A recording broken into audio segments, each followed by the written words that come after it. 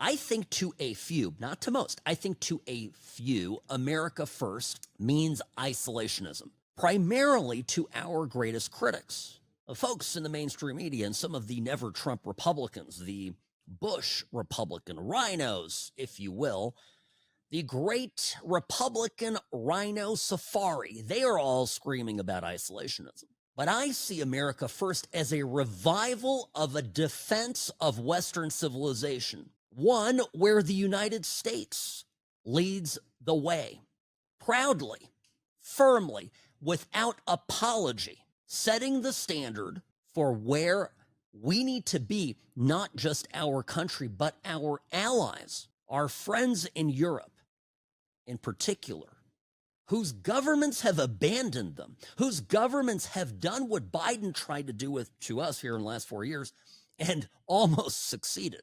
But that is continuing in Europe. And we are now far from being an isolated country, far from being, somehow some kind of a withdrawn, shrunken entity version of its former self. The United States, quite opposite, is becoming, and will continue to become under Making America Great Again leadership, be it Trump, J.D. Vance, Marco Rubio, whoever continues with this battle, America as the center of the fight to save the world. Because the forces of darkness, our friends, they are running amok. And we have institutionalized terrorist networks that are spreading at an alarming rate across the world. Even American cities in places like Texas and Minnesota, and other places, you have whole communities of people crying for Sharia law,